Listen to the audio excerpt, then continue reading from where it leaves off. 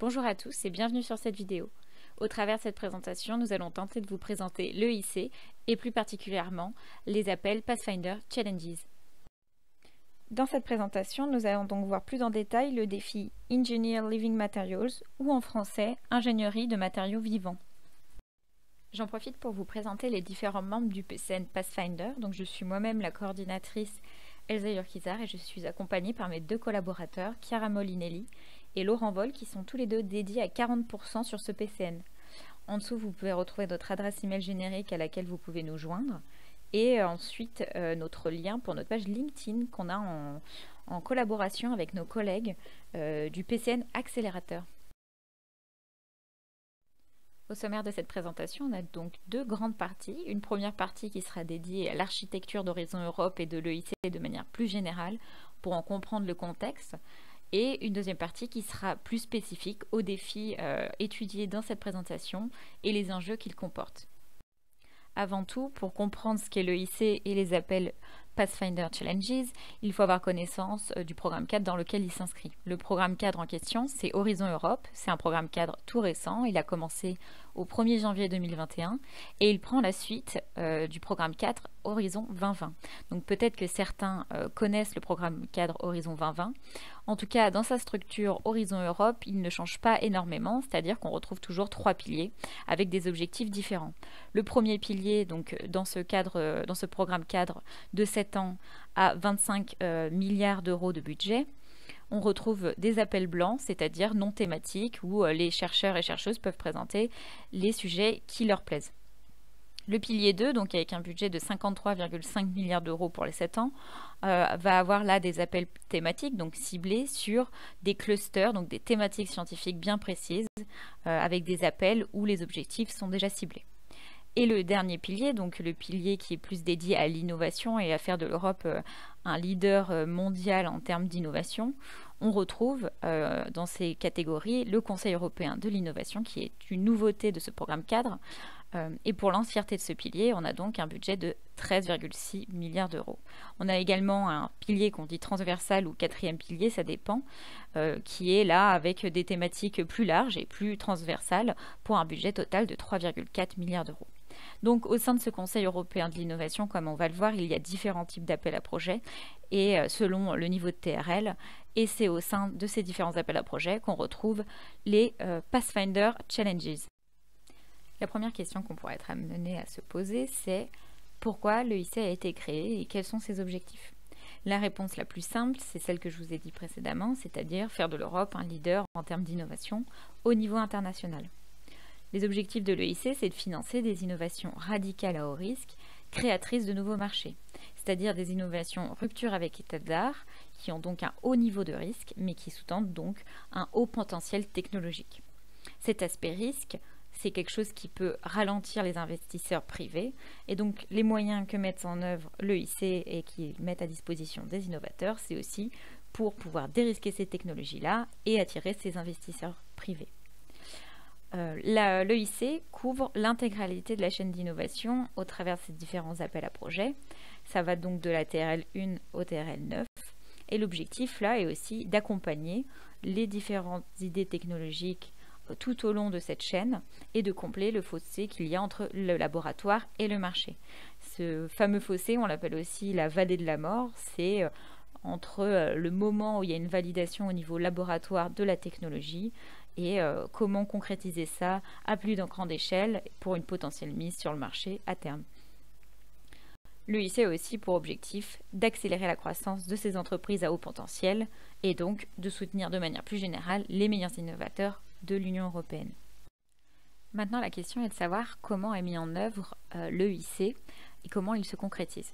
Donc tout d'abord, le budget pour l'EIC, pour ces 7 ans, c'est 10,1 milliards d'euros. Et c'est sous-divisé en différents programmes de travail annuels. Et donc pour cette année de 2021 qui nous intéresse, on a un budget de 1,51 milliard d'euros pour tous les appels de l'EIC confondus.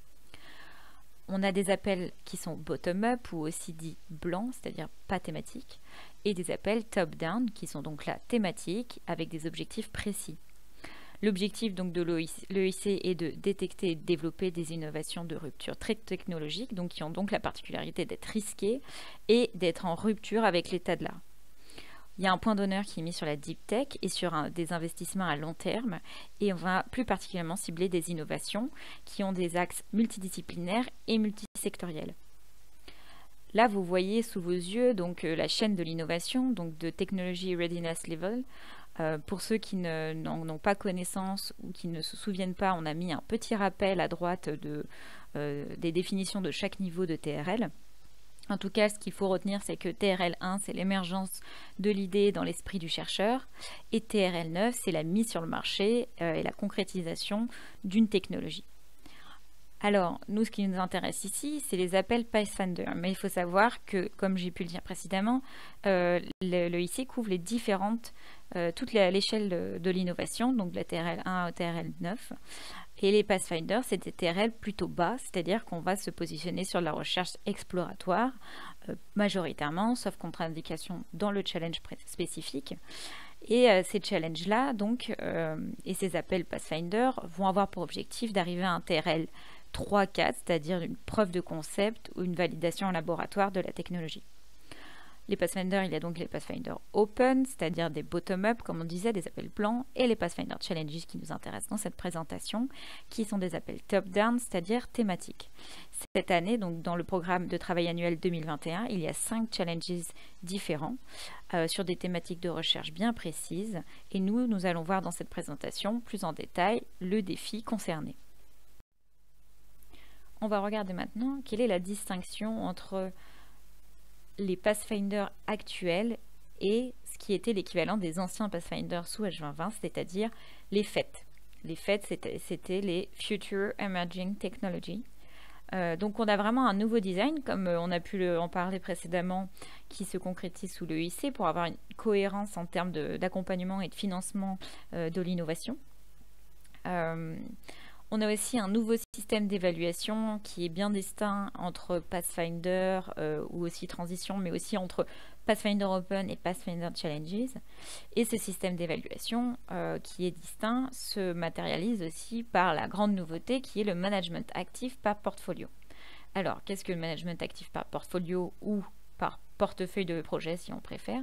C'est qu'il y a maintenant au niveau de la Commission européenne des programmes managers et chaque programme manager est responsable d'un portefeuille de projet. Ces différents projets sous un même portefeuille ont un ou des objectifs en commun sur une thématique bien précise. Les Pathfinder Challenges en sont la preuve. Vous postulez sur un challenge bien précis, vous serez amené à travailler en synergie avec tous les autres projets qui seront acceptés sur cet objectif-là et sur ce challenge-là. Le programme manager, son rôle, c'est déjà de participer à l'évaluation des différentes propositions pour sélectionner son portefeuille. Donc, il a un rôle très important dans le système d'évaluation. Mais c'est aussi la personne qui va coordonner et qui va diriger les différentes actions des projets, qui peut réorienter et donner son avis sur les actions à entreprendre. Donc on a vraiment maintenant un management qui est très proactif. On n'est plus avec des projets individuels qui avancent chacun de leur coin. On va essayer de concrétiser une réelle synergie entre les différents projets financés sur un même objectif. On a également maintenant des possibilités de financement additionnel qu'on pourra voir plus précisément par la suite. Et on a maintenant aussi, dans cette idée d'accompagnement de la technologie et de donner les moyens aux innovateurs, un service qui s'appelle les services d'accompagnement, qui est aussi appelé donc en anglais Business Accelerator Services. On va y revenir plus tard pour entrer un peu dans les détails de ce qui pourrait être proposé. Ce qui peut être intéressant à regarder plus en détail, c'est quel est le rôle plus précisément de ces différents programmes managers qui vont quand même jouer un rôle clé au niveau des futurs potentiels projets que vous allez avoir, mais également aussi dans la mise en œuvre de l'EIC de manière plus générale. Alors, chaque programme manager est en charge des différentes feuilles de route technologiques de son portfolio. C'est-à-dire qu'il peut être amené à dire dans quelle direction continuer, il peut également réorienter, suspendre ou même terminer un projet s'il ne s'avère plus du tout pertinent dans le cadre de son portefeuille. Il peut être aussi à l'initiative de demandes de changement dans le programme d'un des projets qu'il porte, ou encore demander l'accès à des services d'accompagnement ou à la préparation d'un dépôt d'un autre financement comme l'accélérateur ou tout autre financement qui lui semble pertinent. Il peut arriver également que des projets Pathfinder Open, donc issus d'appels blancs, rejoignent le portfolio dans lequel vous êtes et dont il est en charge ou elle est en charge pour des actions comme des réunions, du partage de données ou toute autre action qui semble pertinente dans les objectifs du portfolio dont vous faites partie. La feuille de route d'un portfolio est amenée à évoluer avec le temps. Il peut impacter notamment les attendus des différents projets concernés. Les évolutions se font de manière collégiale entre le programme manager et les différents porteurs de projet, mais il faut bien avoir en tête qu'entre le démarrage d'un projet et la fin du projet en question, il peut y avoir de grandes différences et de grandes évolutions qui peuvent être apportées par ce fameux programme manager. On va maintenant regarder plus en détail les attentes sur cet appel-là. Et la première chose à voir, c'est que le programme manager de ce défi, c'est Barbara Geratana. On vous a mis également juste en dessous le titre de référence de cet appel. Le challenge technique majeur dans le domaine des ELM, c'est de pouvoir mettre en place un contrôle spatio-temporel automatisé et à circuit fermé qui permettrait une production d'une vaste gamme d'ELM ayant des architectures 3D complexes, précises et stables, mais également des emplois sur plusieurs échelles. Cette phrase, elle ne sort pas de nulle part, c'est une phrase que vous retrouvez dans le Challenge Guide de ce défi, disponible totalement sur la page de l'appel sur le portail de la Commission européenne. Il est vraiment très important donc que vous lisiez ce Challenge Guide, car vous retrouverez toutes les attentes et tous les objectifs du portfolio et que vous optimiserez donc vos chances de réussite. Quels sont donc les objectifs de ce portfolio? C'est tout d'abord d'aider au développement de nouvelles technologies et plateformes qui permettraient une production contrôlée de living materials faits sur demande, qui présenteraient des fonctionnalités, des formes et des échelles dynamiques, prévisibles et multiples. Également, à travers les activités du portfolio, c'est l'occasion de construire une communauté de chercheurs et d'innovateurs dans le domaine des ELM. Il faut bien garder en tête la distinction entre deux formes d'ELM. Il y a d'abord les ELM qu'on dit biologiques, c'est-à-dire qui sont totalement assemblés par des cellules vivantes. On est via une production bottom-up, c'est-à-dire qu'il est composé de ces cellules et de la production de ces cellules. Et les ELM aussi appelés HLM, Hybrid Living Materials, qui sont seulement en partie composés de cellules vivantes. Et là, on passe donc par une production via un processus top-down. Vous avez totalement la possibilité d'adresser ces deux types de ELM dans votre proposal, il n'y a rien de restrictif. Par contre, ce qu'il faut absolument respecter, c'est la définition des ELM donnée par le programme manager dans le Challenge Guide.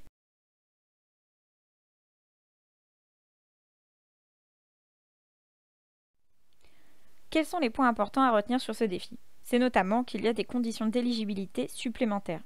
Pour pouvoir se présenter, en effet, il faut que les projets visent la validation de leur technologie en produisant au moins 2 matériaux vivants différents, c'est-à-dire des matériaux vivants qui auraient des applications différentes. On parle donc de secteurs, par exemple environnement et santé, des échelles différentes, mais également des compositions cellulaires différentes. Il faut en plus que les matériaux respectent strictement la définition d'ELM donnée par la Commission européenne et par le programme manager. Cette définition, vous la retrouvez donc dans le Challenge Guide et on l'a mis notamment dans la slide précédente. Et au sein de ces projets, il faut que soit définie une approche intégrative pour établir les besoins et les implications des technologies, mais également de leurs limites. En plus, dans ce défi, 3 grands axes sont mis à l'honneur et il faut absolument que vous les intégriez dans votre réflexion. Il y a tout d'abord la responsabilité sociale, c'est-à-dire prendre en compte les potentiels impacts sociétaux, éthiques, économiques et environnementaux de votre technologie qui freineraient une mise sur le marché. Cela peut traiter donc de questions de sécurité et de régulation. Il faut absolument que ces questions soient traitées en amont et anticipées dès la proposal. Il y a aussi également les questions de standardisation des ELM. En effet, la standardisation n'est pas encore mise en place et elle est nécessaire pour le développement de technologies dans le domaine ELM. Par exemple, elle permettrait de comparer, codifier, mais aussi elle permettrait une certaine interopérabilité entre les résultats et les technologies. Donc il faut que vous analysiez ces besoins en standardisation et les potentiels développements à venir. Et finalement, le dernier point qui n'est pas à prendre à la légère, c'est le dialogue social. En effet, la Commission met à l'honneur et met en avant que la non-connaissance des Engineered Living Materials par la société peut être un réel frein pour sa mise en place sur le marché. Il faut alors mettre en place un dialogue, et ce dialogue doit être engagé avec le grand public, mais également avec les potentiels consommateurs et les représentants des différents secteurs des matériaux qui pourraient être intégrés par les ELM. Donc il faut que vous réfléchissiez et que vous intégriez au sein de votre projet une réflexion sur comment faciliter l'acceptation des ELM par le grand public et les futurs consommateurs. Nous allons donc maintenant regarder comment se déroule le système d'évaluation pour cet appel-là. C'est un système d'évaluation qui est en 2 étapes. Vous allez donc constituer votre proposition et votre projet que vous allez soumettre sur le portail de la commission avant la deadline. Et à la suite de ça, cette proposition va être envoyée à des experts évaluateurs qui vont individuellement et à distance évaluer votre proposition selon des critères d'évaluation. Il y a 3 grands critères d'évaluation pour lesquels il faut obtenir une certaine note, un seuil, et dépasser ce seuil pour pouvoir être considéré en 2e étape. Si vous dépassez ce seuil sur chaque critère, vous serez donc considéré automatiquement en 2e étape et votre proposition sera amenée devant le comité d'évaluation. Alors le comité d'évaluation, il est composé à nouveau d'experts évaluateurs qui ne sont pas les mêmes que ceux de la première étape, mais et surtout du programme manager. À ce moment-là, donc, sur la base des commentaires qu'il y a pu avoir lors de la première étape d'évaluation, mais aussi selon la complémentarité des projets qui vont être intégrés au sein du challenge et du portefeuille, votre projet peut être amené à être retenu ou non. Les délais qui ont été indiqués, mais qui sont à titre indicatif, c'est qu'entre le moment de la soumission de votre projet et le moment où vous recevrez les résultats, il y aura environ 5 mois. Et il devrait y avoir également un délai de 8 mois entre la soumission du projet et le démarrage du projet. Alors c'est vraiment des délais qui sont indicatifs et qui peuvent vraiment varier d'un projet à l'autre et des situations. Nous allons donc maintenant regarder les différents critères d'évaluation qui sont au nombre de 3. Il y a d'abord l'excellence scientifique avec le coefficient le plus important de 60%, l'impact avec un coefficient à 20% et puis la mise en œuvre, implementation en anglais, avec également un coefficient à 20%. Donc pour être considéré en 2e étape, comme j'ai pu le dire précédemment, il faut au moins atteindre le seuil indiqué pour chaque critère sur cette diapositive. Donc 4 sur 5 pour l'excellence, 3,5 sur 5 pour l'impact et 3 sur 5 pour la mise en œuvre. Pour chaque critère, il y a des sous-critères qui vous permettent de comprendre et de rapidement identifier ce qui est attendu de vous. Pour l'excellence scientifique, il y a d'abord la pertinence du projet pour ce défi. Donc s'assurer que vous répondiez bien au défi, mais aussi que vous ayez bien considéré le fait que vous ferez partie d'un tout, d'un portefeuille de projets. Il faut que ce soit clair à la lecture de vos propositions. L'originalité, effectivement, ce sont des projets qui sont en rupture avec l'état de l'art, donc il faut également que ce soit quelque chose qui puisse être vite compris et expliqué et argumenté au sein de votre proposition. Et la faisabilité de votre méthodologie, donc ce sont des projets qui sont en rupture avec l'état de l'art, donc à haut risque. Il faut bien montrer que ce risque a été géré et qu'il est bien considéré. Il faut également qu'il y ait une cohérence entre les objectifs que vous fixez, la temporalité et donc la méthodologie que vous proposez. Il y a ensuite l'impact potentiel. Donc quand on parle d'impact à court terme, à long terme, dans votre domaine scientifique, mais surtout l'impact sociétal et économique. C'est quelque chose qui est important pour la Commission européenne. Il faut que cet impact soit bien argumenté, soit quantifiable et donc soit crédible aux yeux des évaluateurs.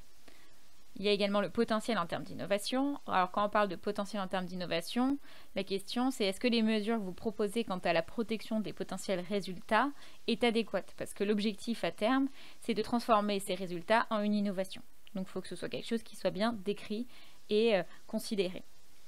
Il y a également la communication et la dissémination. Donc ça, ce sont des points qui sont également au cœur d'Horizon Europe.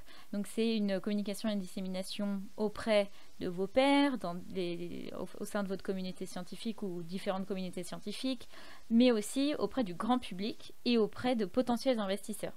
Donc ça, c'est quelque chose qu'il faut bien mettre au cœur de votre stratégie et de votre méthodologie de projet. La mise en œuvre, on a d'abord la qualité de l'équipe. Alors quand on parle de qualité de l'équipe, on parle également des individus qui sont amenés à travailler sur le projet, leur expertise, quel rôle ils ont et quelle est leur importance, mais aussi la qualité du consortium. Quand il y a effectivement un consortium, il faut que chaque partenaire ait un rôle précis et que cela soit bien expliqué au sein de votre programme de travail. Donc il y a également, en deuxième point, le plan de travail, le programme de travail, les livrables que vous proposez, mais aussi les échelons. Il faut que ce soit bien construit et bien compréhensible, et donc ça montre aussi la pertinence de votre projet et le management géré et raisonné de votre projet. Et puis finalement, il y a l'allocation des ressources, donc une cohérence entre vos objectifs, la temporalité, les ressources que vous demandez en termes budgétaires et la description de ce budget. C'est quelque chose qui va être aussi étudié et analysé attentivement. Donc ces 3 critères, on les retrouve en fait de la section 1 à 3 de votre partie B, qui a un maximum de 25 pages et qui est en fait le cœur même de votre proposition. Une des premières choses à faire avant de présenter votre projet, c'est de regarder et de vérifier les conditions d'éligibilité pour cet appel-là. On vous a mis pour rappel la deadline, qui est le 27 octobre 2021 à 17 h. Donc déjà, il faut savoir sous quelle forme vous pouvez présenter votre projet. Votre projet, il y a 3 options. Il peut être porté par une seule entité. Ça peut être un projet donc mono-bénéficiaire. Cette entité peut être une université, un organisme de recherche, une start-up, une PME ou une personne physique. Vous pouvez également présenter votre projet en le portant via un consortium de 2 entités légales, mais il faut que ces 2 entités légales soient issues de 2 pays différents. Il faut savoir que dans ce cas-là, il n'y a pas d'obligation qu'il y ait un État membre. Ça peut être 2 pays associés ou alors un pays associé à un État membre. C'est comme vous le souhaitez, il n'y a pas de condition là-dessus. Et sinon, vous pouvez tout simplement respecter les règles standards sous Horizon Europe, c'est-à-dire un consortium d'au moins 3 entités légales différentes, issues de 3 pays différents. Et il faut que parmi ces 3 pays différents, il y ait au moins cette fois-ci un État membre. Donc la France peut par exemple être considérée comme l'État membre dans ce consortium. Alors combien en termes de budget? Le montant qui est donné à titre indicatif, c'est 4 millions par projet. C'est à titre indicatif dans le sens où vous pouvez demander plus, mais il faut vraiment que ce soit justifié et que ce soit expliqué. Ça peut être notamment lié à votre domaine scientifique ou aux ambitions de votre projet. Et la durée, alors la durée est effectivement pas non plus précisée. On a mis une durée assez large, une fourchette assez large pour que ce soit plutôt indicatif, donc de 36 à 60 mois. Mais ce qu'il faut garder en tête, comme j'ai pu le dire précédemment, c'est qu'il y ait une cohérence entre votre méthodologie, le programme de travail que vous présentez et la durée du projet. Quels sont les petits plus de l'EIC Pathfinder Challenge? Tout d'abord, vous pourriez avoir accès durant votre projet à des financements additionnels qui vont jusqu'à 50 000 €. Ces financements additionnels, ils sont là pour vous permettre d'entreprendre des activités complémentaires. Ces activités complémentaires, c'est souvent dans le but d'explorer de potentiels chemins vers une commercialisation. Ça peut être identifier des processus de commercialisation, faire des études de marché, vérifier le potentiel d'innovation de votre technologie. Vous pourrez aussi avoir accès au Business Accelerator Services. On va le voir précisément sur la slide suivante.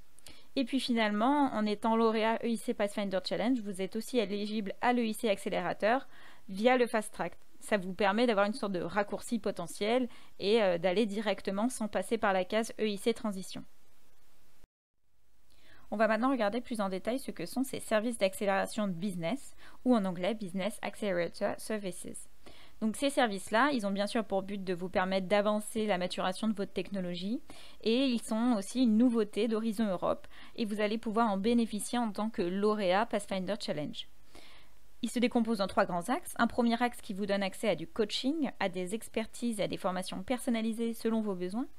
Ça vous donne également accès à un réseau de partenaires internationaux pour de futures potentielles collaborations. Et puis c'est également une porte d'entrée dans l'écosystème européen de l'innovation.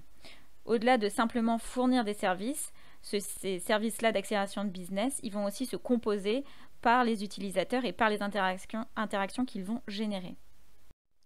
Et pour finir, on vous a mis quelques liens qui nous semblent très utiles au-delà de la lecture du simple Get Challenge. Il y a donc tout d'abord 2 webinaires qui sont très pertinents. Le webinaire qui a été fait par le ministère au niveau national pour le lancement de l'EIC et le webinaire qui a été fait cette fois-ci par la Commission européenne qui peuvent être très intéressants à visionner avant de soumettre votre proposition. Il y a également un lien pour le PDF du Work Programme de l'EIC de 2021 ou aussi en français Programme de travail. Vous retrouverez toutes les informations sur les Pathfinder Challenges mais surtout sur l'EIC de manière générale, comment il s'articule, quels sont les objectifs et ça peut être un bon moyen d'avoir une compréhension plus globale sur comment articuler votre projet pour vous intégrer dans cette vision-là. Et puis finalement, on vous a mis le lien du portail de la Commission européenne où vous ferez toutes vos démarches pour soumettre votre proposition et uploader tous les documents qui sont demandés. On arrive à la fin de cette présentation. On espère vraiment que ça vous a plu et que ça a pu être utile. On vous remercie également d'avoir suivi cette vidéo. En attendant, on va également organiser un webinaire qui sera plus global sur les différents Pathfinder Challenges. Donc pour suivre l'actualité du PCN, n'hésitez pas à vous rendre sur le site du ministère dédié à Horizon Europe. Et en attendant également, n'hésitez pas à nous faire des retours sur ce qui vous a plu ou ce qui vous a manqué dans ces présentations. Et sinon, je vous souhaite à tous une très bonne journée.